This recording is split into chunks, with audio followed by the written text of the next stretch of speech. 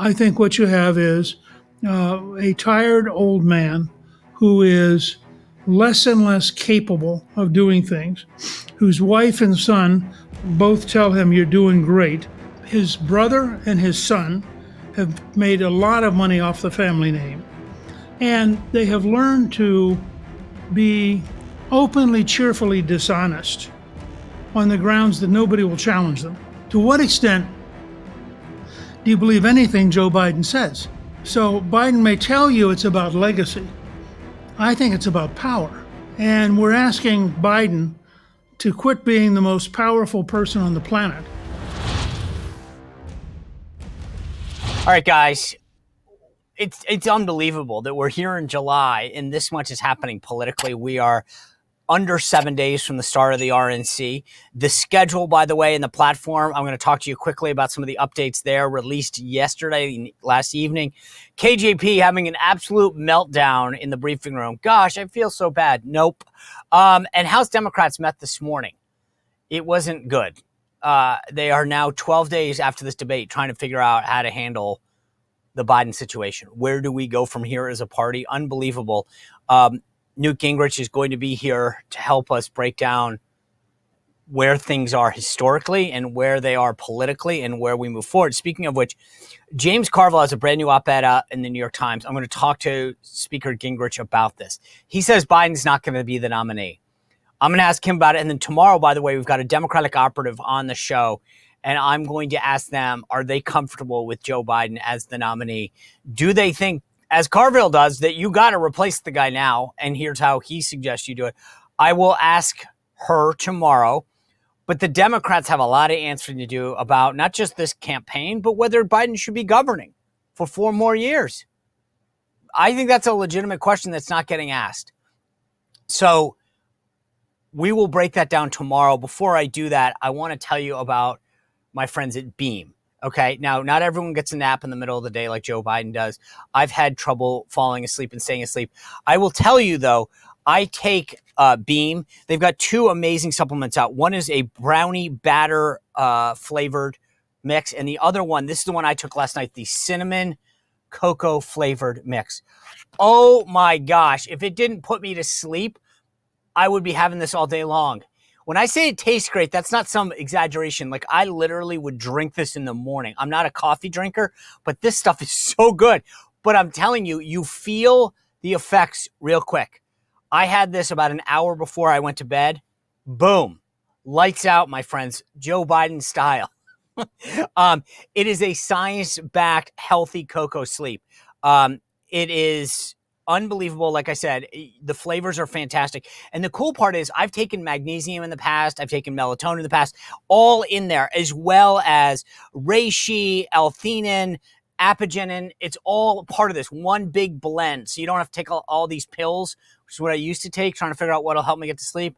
And I'm telling you, like clockwork, I was ready within 30 minutes. So get it and be ready to go to bed is my message to you.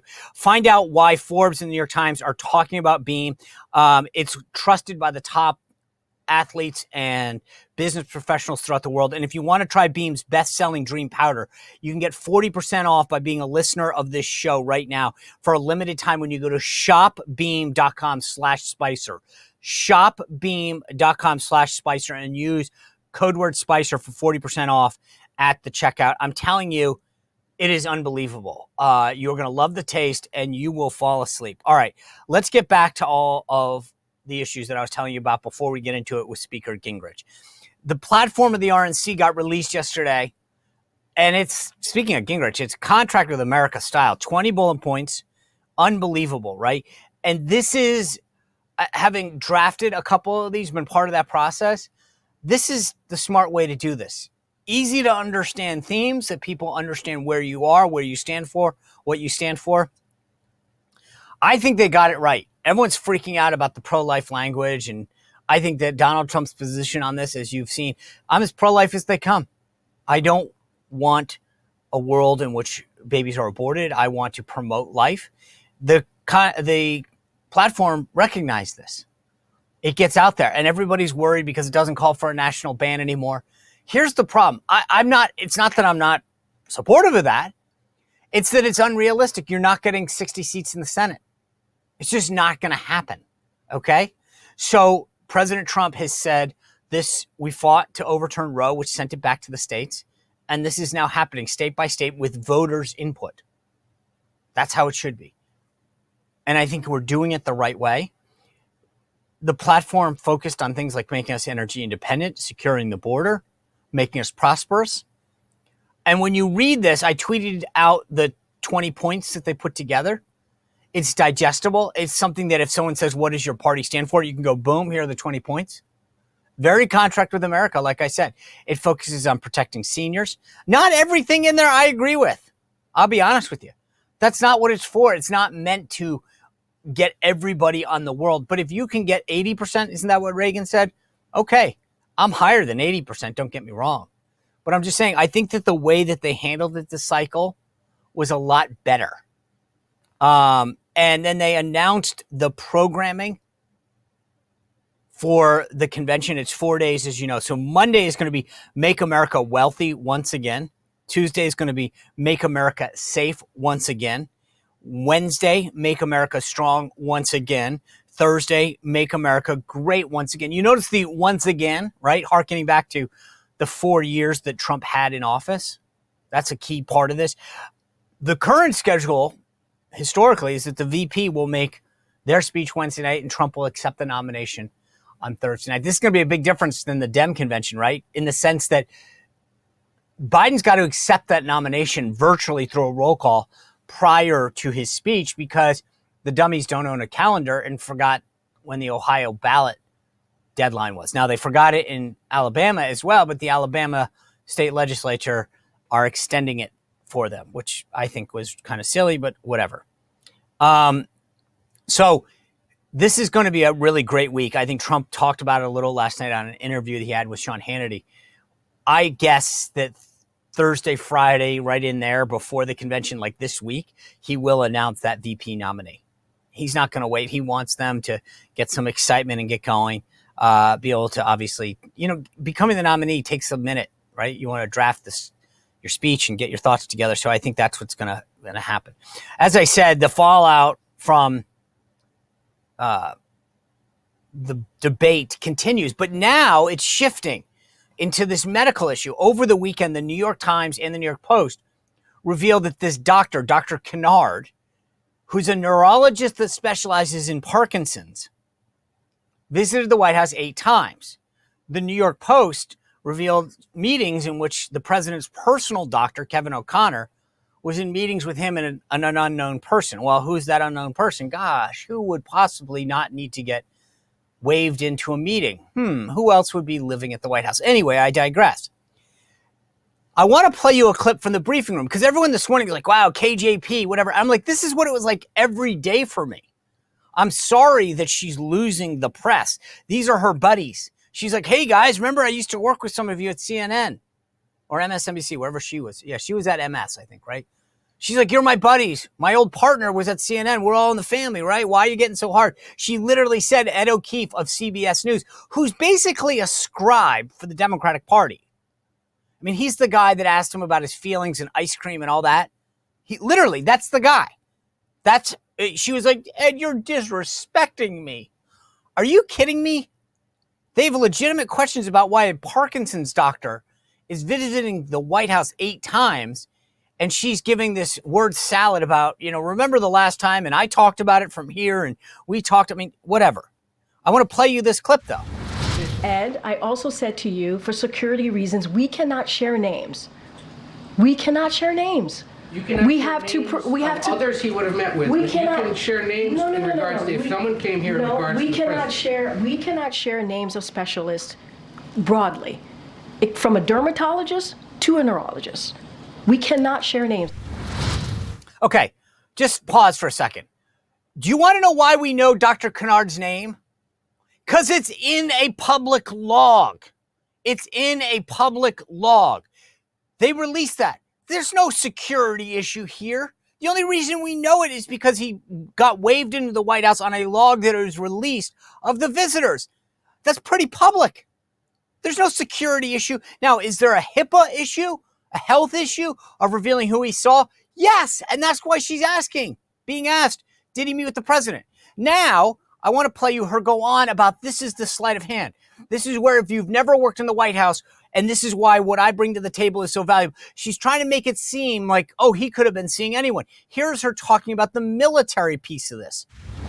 I understand that. I hear It's you. right there for anyone to see. Ed, I hear you. I cannot from here confirm any of that because we have to keep their privacy. What do you missed about? What do you miss about? Everything he just asked about. What do you? And then every time I come back and I answer the question that you guys asked. Correctly, you didn't have to come back and clean it up. I never answered the question incorrectly. That is not true. I was asked about a medical exam. I was asked about a physical. That was in the line of question that I answered. And I said, no, he did not have a medical exam, and I still stand by that. Matter of fact, the president still stands by that. He had a verbal check-in. That is something that the president has a couple times a week. A couple times a week. Now in regards to Dr. Kevin Kennard. And I am telling you right now that I am not sharing confirming names from here. It is a security reasons. I am not going to do that, Ed. All right, this is silly. This is absolutely ridiculous. But she goes on, and I want to play this clip for you real quick, where she talks about the fact that Dr. Kennard, that specialist, could be there to see thousands of people from the White House. Here it is. You cannot confirm the name. Can you confirm whether or not the president has seen this Parkinson specialist? And you mentioned 3 times that the visitor logs show a duration of 8 visits over 8 months. I think that is the crux of the question. But I also said there are thousands of military personnel that come to the White House, and they are under the care of the medical unit. They are. Okay. Now, that's just not true. That is not true. The White House military folks that are there don't get there, beyond like an emergency. If they have a routine appointment, they go to Walter Reed, they go to another military facility. They don't get their primary care or their specialty care at the White House. 100% false. Not true. Now, I know most of the press corps doesn't know that. I'm not ragging on them. Actually, that's a legitimate thing that they wouldn't know. I do. I work there. That's not how it works. And she's pretending like this specialist, this highly credentialed Parkinson specialist, somehow is treating random enlisted folks in the White House military office that we don't want to disclose there. That's not true. Not true. That's not how it works. And the White House press office was misleading people when it tried to pretend that somehow all of these individuals in the military that work in and out of the White House get their care there, especially their specialty care. Not true. All right. Before I bring in Speaker Newt Gingrich, who, by the way, has got a great Substack at Gingrich 360. You can go to gingrich360.com to check it out. A great podcast, Newt's World. Check all that out. I want to tell you about another one of our great sponsors, For Patriots. And I've told you this before. If you never know when an emergency is going to hit. We just don't know when that's going to happen. I do. I don't know when it's going to hit, but I know I'm prepared because I have a Patriot Power Generator 2000X. The cool thing about this is that it relies entirely on a solar panel. Why is that important? Because in the middle of a crisis, an emergency, you don't want to think, do I have gas? Is the gas old? Can I replace it after a few hours? Is that gas station open, or was that affected by the hit? Do they have power? I don't want to have to worry about that. When I have a Patriot Power Generator 2000X, I know that I have a solar panel that comes free with the purchase of it, that I can power that thing for hours on end and powers the most powerful things. A refrigerator, tablets, electronics, computers, medical devices, you name it. And it's portable.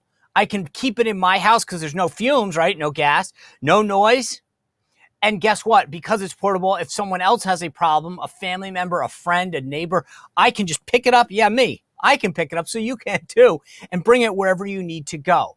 So go to 4patriots.com/Spicer so you're prepared when an emergency happens. I'm telling you, get ahead of the curve, be ready, and know that when a problem hits, you will be ready. Go to 4patriots.com/Spicer. All right, let me bring in Speaker Newt Gingrich. Well, Mr. Speaker, how are you? A very boring time in politics, isn't it? I've never seen anything like it. And I would say that includes the Nixon-Watergate crisis. This is amazing. I feel like there's a bunch of people in Hollywood going, I don't know that we could have ever gotten away with writing something like this, and now we're living through it. It's, well, I think it's the total complexity. I mean, if it would be one thing if Biden was really terrible and collapsed. But what we're watching is, and I thought Brett Baer caught it perfectly when he said it's like the scene in The Godfather where they go to the mattresses. I mean, the Biden family has decided they're prepared to take everyone out if that's what it takes, but they ain't leaving. Yeah, I want to break down several things. Like, I want to talk about just crises in general, because I think you're hitting on something about how they haven't stemmed the bleeding. But I want to start with something that you quasi are familiar with this morning, but from the other side. This morning, the House Democratic Caucus met down at their headquarters. They all, as the Republicans do, and you're well aware of that, every week. And so, but this is the angle that I want to take you from. Outside the meeting were a bunch of staffers from the NRCC, the National Republican Congressional Committee, which obviously you're very familiar with.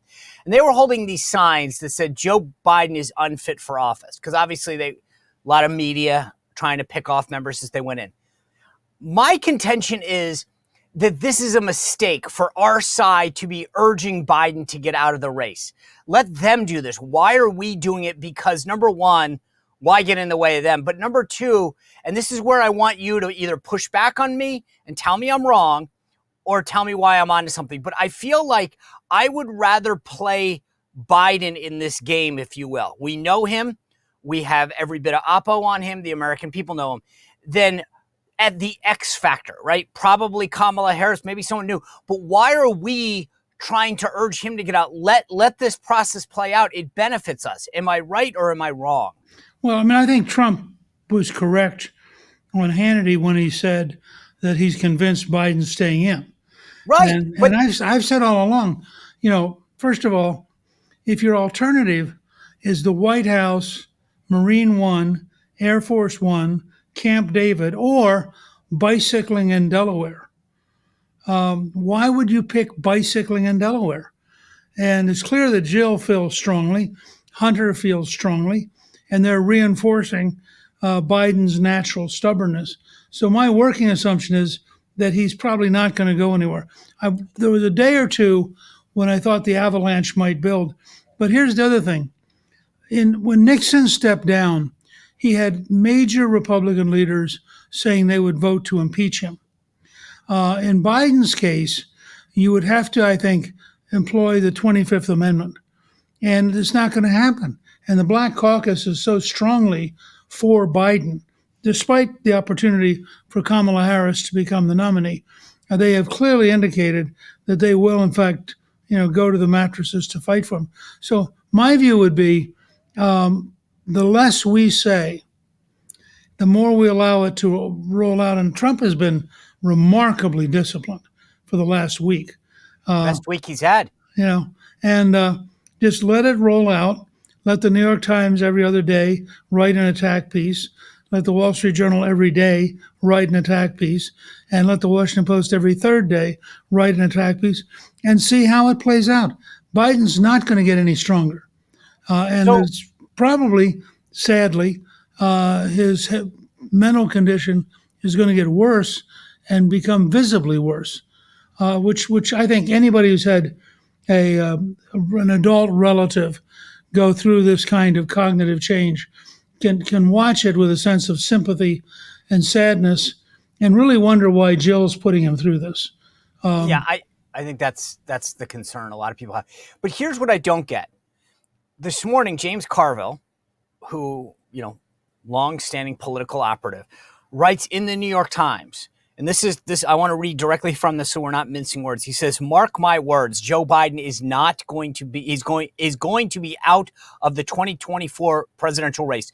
Whether he is ready to admit it or not, his pleas on Monday to congressional Democrats for support will not unite the party behind him. Mr. Biden is staying in the race, but it's only a matter of time before the Democratic pressure and public and private polling lead him to exit the race. The jig is up, and the sooner Mr. Biden and Democratic leaders accept this, the better. We need to move forward." Now, I agree with you and your assessment, but what are we missing that James Carville isn't? Well, I mean, first of all, Carville likes being a contrarian, and it doesn't hurt his speech business, and it doesn't hurt his long-term reputation. Second, I think he, in his mind, he has a dynamic vision that we're going to see more mistakes, and that, day by day, people are going to realize, this guy couldn't possibly serve 4 years.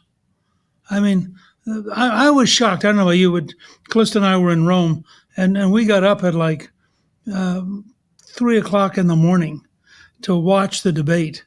And I thought, from our side, if Biden made 2 or 3 mistakes in 90 minutes, that would be pretty good for our team. I was stunned and frankly felt bad about the total collapse of that debate. I've never seen anything like it. And I think that was a turning point, because after a year of denying that he was getting weaker, the whole country realized that they'd been lied to. And I think what Carville's gambling is that there's a trajectory of decline, and that trajectory accelerates, and that you're going to see more examples of Biden not being capable of being president. Not just a question of winning or losing, not being capable of being president. So, right. But that's what I think we all see. This is not a one-off. It wasn't a bad night. It wasn't a cold. It wasn't jet lag. The reality is you get older and those conditions exacerbate. So Carville gets it. I think he understands that it's not going to get better for Biden. But the political reality is that, as Trump said on Hannity last night, Biden has the delegates. He gets to decide, and he has no sign of going anywhere. And that's where I think, I get it. And you brought this up before. Is he making a mistake listening entirely to Jill and Hunter as opposed to trusted aides? You've been in these big decisions before, right? Who do you listen to?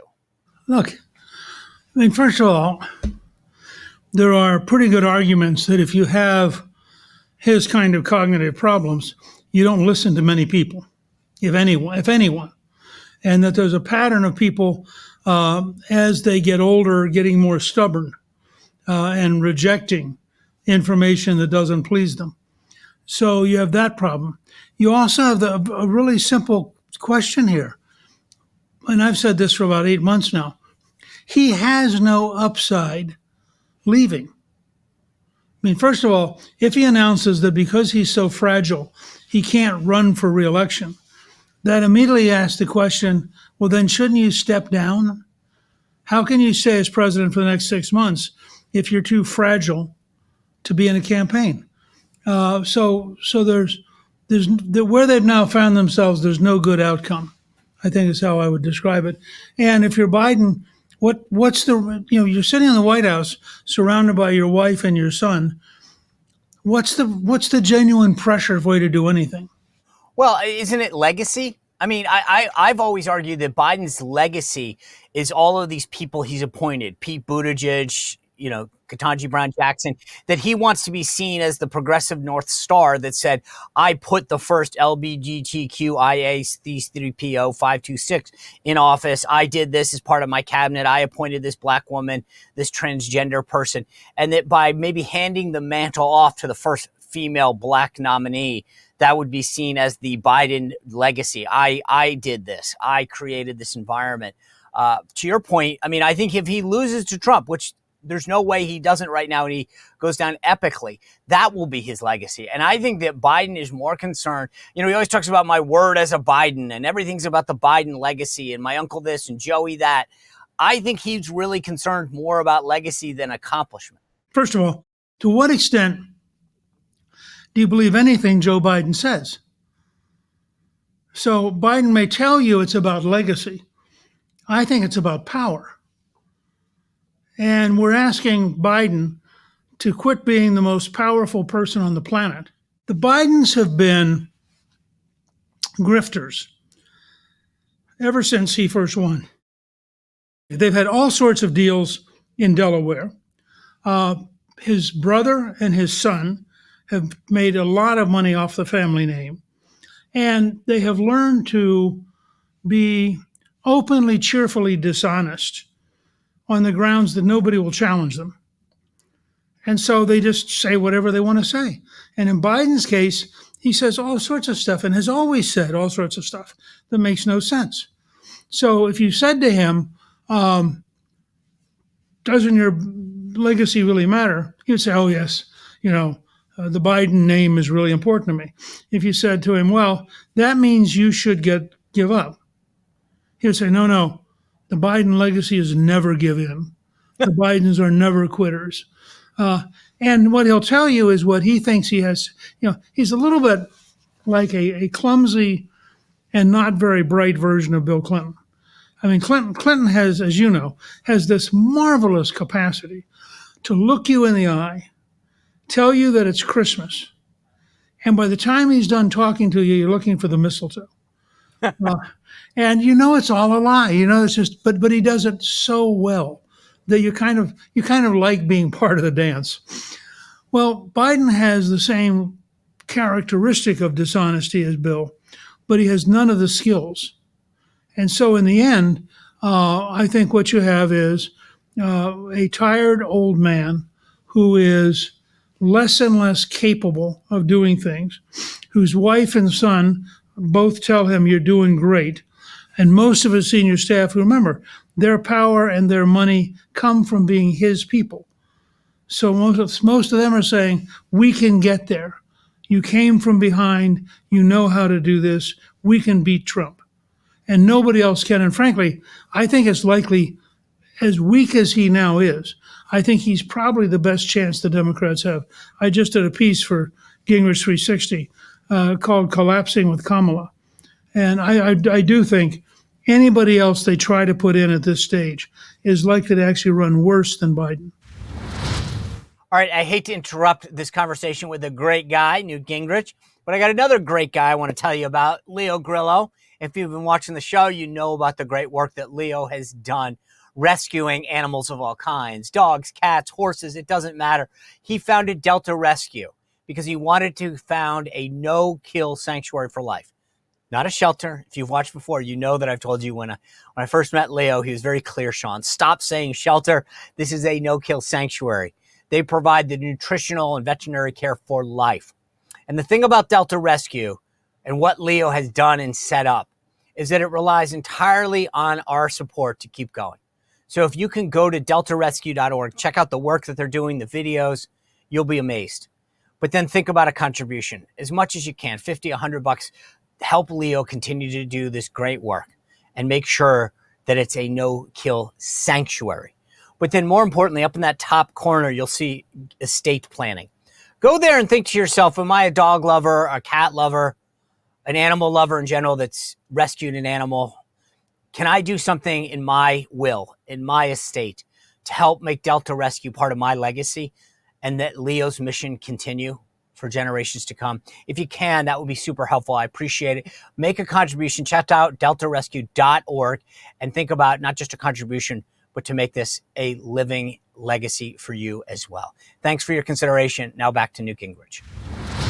So Biden's got, you get the family of the A's, right? So he's got Jill and Hunter, then he's got Mike Donnellan and Steve Ricchetti, Bruce Reed, and Anita Dunn. But you have your Joe Gaylord, the person that's been around you forever, giving you political. Joe Gaylord comes to you one day and says, is that the kind of person in your experience that you go, you know what, if Joe says it, or do you say, you know what, Joe, I'm going to go talk to Callista instead? Like, you've been at the highest levels. Who is it that you would have respected that comes to you and says, Mr. Speaker, the jig is up, we got to go? Is it the political people, the family, the combination? I mean, I can't speak for everybody. I think in a situation where it's literally political life and death, if you have a good relationship with your spouse, they count a lot. Nancy Reagan had huge influence over Ronnie, and nobody should be confused about that. Now, conversely, I don't think that Mamie Eisenhower had the same level. She and Ike had a very affectionate relationship, but they had a pretty severe distinction between his job as a general or his job as a president and their personal relationship. So I think Nixon had great affection for Pat and in many ways listened to Pat. And they endured Watergate together. I think, frankly, that the Carters were very, very much one unit. And I think that she had as much influence on Jimmy as anybody. So it partly depends.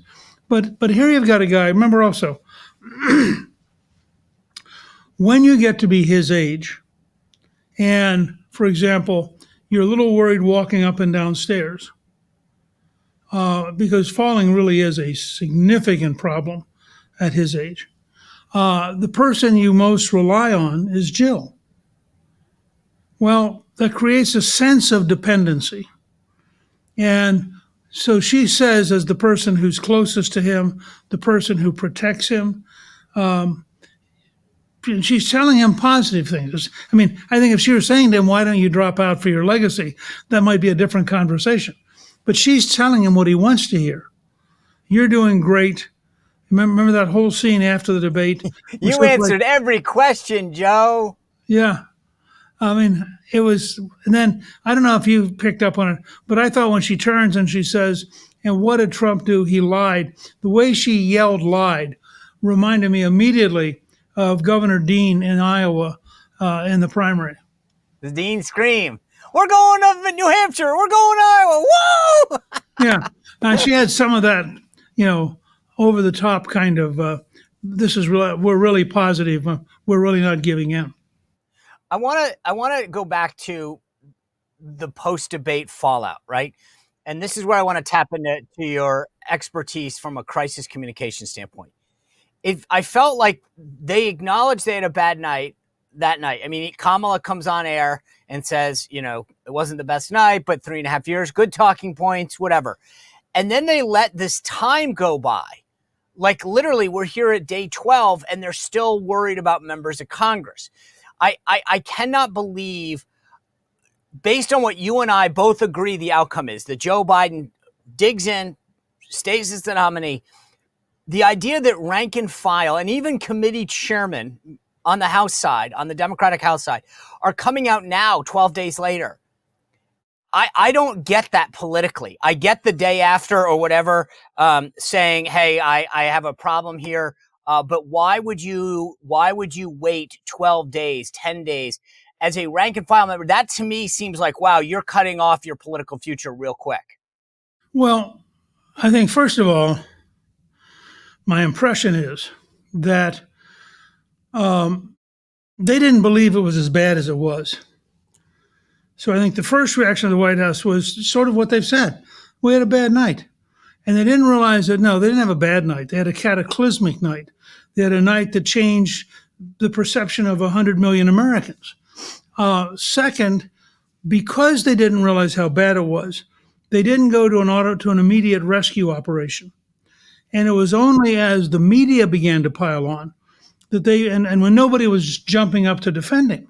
I think part of the lag was this was so much worse than they thought possible. Their campaign manager doesn't have the kind of authority that Susie Wiles and Chris LaCivita have for Trump. So they're not able to turn, and they don't have a machine. I think the Trump people could reach out and touch virtually every elected Republican within 12 hours. I think the Biden people literally weren't prepared for that kind of all-out grassroots, get them back in line, talk to them, reassure them. And so it grew out of control. Now, I think they're getting it back in control. And it's starting from their real base, which is the Black Caucus. And the fact that the Black Caucus is going to be militant, given its size in the Democratic Party, almost guarantees that an anti-Biden rebellion can't occur successfully. So put yourself back in the shoes. They met, as I said this morning, as a caucus. Hakeem Jeffries, according to like Playbook and everyone else, was going to be in listen mode. Should he be in lead mode, right? Should he and Pelosi, as the elders and the leaders of that caucus, be saying, guys, Biden's made it clear he's going to be the nominee. No more dissension among the ranks. We're all on board on this. Or should he be? I mean, it seems like there's a lack of Pelosi and Hakeem Jeffries trying to say to the flock, guys, get in line. And is that the right move or no? Well, I've always followed a model of listen, learn, help, and lead.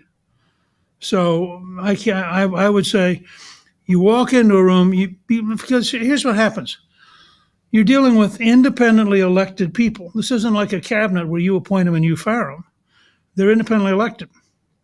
So if you try to be a cheerleader, what you can do is you can suppress them and they'll shut up. But that doesn't mean they've changed their mind. It just means they've decided they don't want to take you on. On the other hand, if you let everybody ventilate, everybody gets to say, here's how I feel, here's how my district feels. First of all, you know that over half of them are going to say, my district wants Biden to stay. So you gradually build a growing majority. You'll have a bunch of them who are wavering, and as they see where the boat is going, they'll decide to get on it. And then you'll have a small group that really does think this is hopeless, but they also will begin to shut up because if in fact he is the inevitable nominee, and if in fact the party is going to unify around him, then it hurts their reelection to be seen as anti-Biden. Right. And so I think that's probably the model they're trying to work off of. So the big next evolution of this crisis was yesterday, that press briefing. Unreal. But let's keep it in context. I think I got a question this morning. Somebody said to me, what did you think? I forgot how they phrased it, but my point was, oh my God, I dealt with that every day. I think Karine has just never had to have somebody challenge her on something. The questions about the Parkinson's and this visit from the doctor. I feel like this is the real issue that they're screwing up now, is that they need to reassure. Yes, we all know he's getting older. Everybody knows that because that's just life. The Parkinson's issue or another disease issue is where they've got to tread very carefully, because if there are concerns about some kind of debilitating disease, then they need to be out in front of this. I felt like yesterday was so just ill-managed, unprofessional on Karine's part. She was not prepared for this, and it was in the New York Post and the New York Times. She should have come out and taken this head on. And the idea that Dr. O'Connor is putting out a letter later that day does not instill a sense of confidence in the president's medical condition. Look, I think this is the situation where if they can get a specialist who can say with honesty, I've reviewed it. He has some limited cognitive problems, but I am confident that he can serve for the next 4 years as president and that this will not be permanently damaging. That's worth its weight in gold. Now, if in fact they can't get a doctor to say that, then this thing's never going to go away. And I think people have not yet factored in. We were shocked at how bad Biden was the night of the debate. We have not yet taken into account that the real question here is, are you willing to vote for this guy for 4 more years, given what you've seen? That's a much different issue than can he get from here to January. And I think overwhelmingly, even Democrats now, when you look at polling data, do not believe he can serve 4 years. I don't think that this, and to your point, this is a sympathetic thing. I don't want him. Not only is I look at this as the leader of the country, the leader of the free world, but then as a human being, I don't want somebody to have to deal with that, and face it. And personally, and I cannot believe that they're going through this. He's got 2 big hurdles the rest of the week, the way I see this. Number one, you've got these NATO meetings, and the hurdle is not having leaks come out from leaders in their top aides saying he dozed off, he was incoherent, etc. And then secondly, what the White House themselves, unbelievably, is branding a big boy press conference. If he doesn't get through both of these with A's, do you think that Friday morning we wake up and have a different conversation about the state of this race? Yeah, I think particularly if he has either a truly major mistake or if he melts down in the press conference. I mean, why you would take him through a major international meeting with 26 other leaders and then turn around and the next day have an hour-long press conference? That makes no sense at all. I remember years ago, Bob Novak told me a story about pacing and politicians and said that when Reagan became governor, he called Reagan's press guy and said, I'd like to come out and spend 2 or 3 days with the governor and then have a chance to really interview him in depth. And Lynn Nofziger said to him, you must think I'm crazy. You're going to get 30 minutes with me in the room. That's it. Because he understood that 2 or 3, even with a guy as brilliant as Reagan, 2 or 3 days, you'll find 5 or 6 things that make him look bad. And you shouldn't voluntarily do that. So I would say, one, I don't know why they would schedule it on Thursday. Yeah. Because he's probably going to be tired. I mean, and that's true of everybody. I mean, Reagan once fell asleep while talking with Pope John Paul II because it was his first trip to Europe. And they hadn't set aside enough time for Reagan to rest before the meeting. And they learned from that. Every future meeting after that had a time to recover and time to be totally fresh. Why you would take a guy who collapsed during a debate, turn around, have him do 3 heavy days. Because remember, in between each NATO meeting, he's talking to Democrats. He's saying, I can run, I can do this. And so, I mean, he is on a treadmill. Why you would do that makes no sense to me. But let's just play this out. If he has an episode, an incident, an issue, that press conference, what's the conversation we're having Friday morning? Well, I think you then see a renewed sense that he has to go. And again, the real issue that hasn't been joined is not can he survive to Election Day. The real issue is if he won, can you imagine the guy you're watching serve 4 years as commander-in-chief? And I think 1 or 2 more mistakes, you're going to be at 90% of the country saying no. Yeah. And at that point, I think it's a little hard to see how they avoid having a real rebellion to get him off the ticket. So just to be clear, let's just play this out for fun. If he were to step aside voluntarily, do you agree that Kamala Harris will be the nominee, or do you see somebody else, the Gavin Newsom, the Gretchen Whitmer, Josh Shapiro, becoming the nominee? I don't see, given the power structure of that party, how you push aside a black female vice president. I think you'd have a civil war. And I think you would have the most loyal and most militant part of the party go crazy. So my assumption is, and this is why I wrote my piece on collapsing with Kamala, because I think that when you really look at her record and you really look, I mean, you know, she's the border czar and she's visited the border once in 3.5 years. Just take item after item. And she is, I think, much weaker than Biden once you're in a real campaign. I do too, but here's what I would just throw at you. I keep using the baseball analogy, right? If Biden is our batter right now, we know every stat about him. We know that he's never hit the ball when we pitch. I mean, we know we're going to win with Biden at the plate. Okay, that's how I look at this politically. Kamala gets up to bat if Biden has to, and she becomes the DH. I worry that the dynamic has changed.